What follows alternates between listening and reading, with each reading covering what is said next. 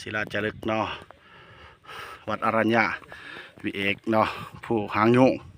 ถือว่าวัดป่าเนาะฝากกดไลค์กดแชร์ไผกดไลค์ได้บุญไผกดแชร์ได้บุญร่ำรวยอยู่ดีมีแห้ง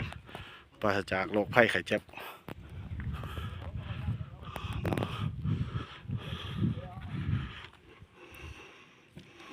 กะกวงเติบได้โอ้ทีมงานไฟดูดไทยหูบรรยากาศกะกวงเติบพี่น้องเดินวัดป่าเอาบุญคำนำสู้อยู่ดีมีแห้งบัดสุขุสุคนบุรหา10,000เลยอนุญาตเลยฉันเอาทีเอาทางนี้บรรยากาศมาเขตตกอยู่วัดป่าเนาะอนุโมทนาบุญทำกันอยู่หันแล้วฝากกดไลค์กดแชร์กดติดตามเนาะบอกเป็นหลักสิวันนี้มีโอกาสได้มาครั้งที่2สำหรับวัดป่าเนาะ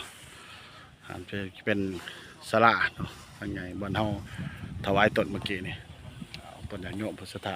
ใกล้กับเขามาอย่างกับเขามาพี่น้องเนาะจุดสำคัญกับแม่นนี่เห็น3 เสานี่เนาะกดไลค์กดแชร์ได้บุญถึงไว้รวยเบอร์ปราศจากโรคภัยไข้เจ็บเด้อเบิดสุขุสุคนเนาะท่านนี้ทั้งใจให้ลำรวยๆยิ่งขึ้นไปเนาะเป็นหอยปลาเนาะมีสลา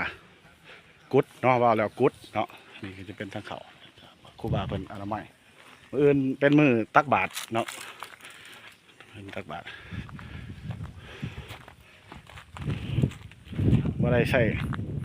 เลยซื้ออันนั้นไม้กระชันมาซื้อเอาเห็น3 เสาพี่น้องแต่ว่าสถานที่นี้แต่ก่อนเป็นศาลาเป็นกุดหนึ่งเนาะตั้งอยู่นี่เนาะ